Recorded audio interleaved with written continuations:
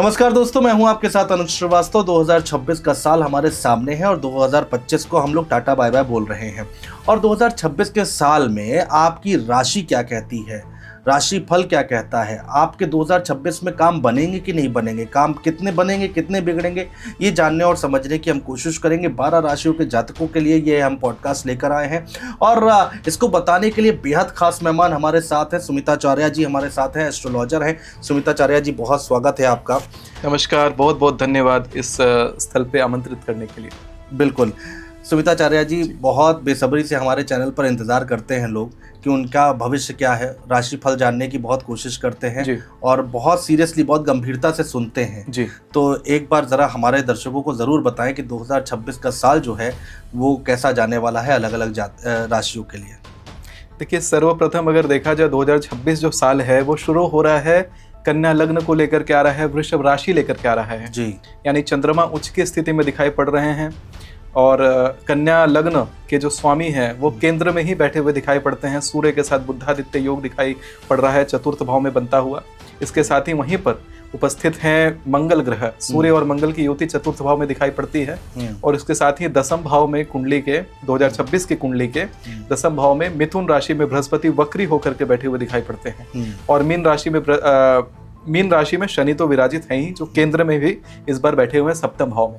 तो इसको लेकर के अब हम ग्रहों राशियों का विवेचन करने वाले हैं कि 12 राशि यानी कि आपकी राशि जो है वो क्या फल लेकर के 2026 में आने वाली है, क्या सावधानियां आपको बरतनी है और क्या उपाय आपको करने हैं, इसके बारे में हम आज इन डेप्थ बात करेंगे, इन डेप्थ चर्चा करने वाले हैं। बिल्कुल। वृषभ राशि की अगर हम बात करें तो उनके लिए क्या कैसा जा रहा है 2026 का साल? देखिए, अब 2026 जो है वृषभ राशि ही लेकर के आ रहा है, मतलब वृषभ राशि का ही ये साल रहने वाला है। अच्छा। अब इस साल में क्या है कि सबसे पहली जो वस्तु बढ़ने वाली है आपके जीवन में, वो बढ़ने वाला है लग्जरी।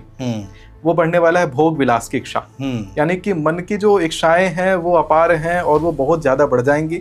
आपके मन में बहुत बड़े बड़े सपने आने लग जाएंगे और उन सपनों को कहीं ना कहीं आप अचीव करते हुए भी इस बार दिखाई पड़ने वाले हैं। यानी कि समझिए कि ये साल जो है आपके वश में रहता हुआ दिखाई पड़ता है। यहीं पर देखा जाए तो आपके दूसरे भाव में ही देवगुरु बृहस्पति हैं। जो लोग शिक्षा के क्षेत्र में काम करते हैं उनके लिए बड़ा बढ़िया ये साल रहने वाला है। अगर देखा जाए कि आपका जो 12वां भाव है, 11वां भाव है, वहां पर शनि दिखाई पड़ते हैं। ट्रांसपोर्ट की इंडस्ट्री में जो लोग हैं या जो लोग अभी रेस्टोरेंट के इंडस्ट्री में हैं उनको लाभ होने वाला है। रेस्टोरेंट की इंडस्ट्री में अगर आप आना चाहते हैं तो आप आ सकते हैं। कोई ऐसा प्लान हो कि कैफे में इन्वेस्ट कर दें, रेस्टोरेंट में खाने पीने की चीज़ों में इन्वेस्ट कर दें, कर सकते हैं। एग्रीकल्चरल कोई आप काम करने जा रहे हैं उनके लिए बहुत बढ़िया रहने वाला है।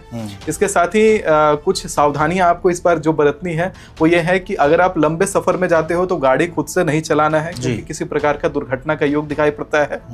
पैर की समस्या बढ़ने का योग दिखाई पड़ता है, घुटनों में दर्द इस बार बढ़ता हुआ दिखाई पड़ता है। और अगर पैर हिलाने की अनायास ही आपकी आदत है उसे तुरंत ही छोड़ दें, आपको और ज्यादा कठिनाई का सामना करना पड़ेगा।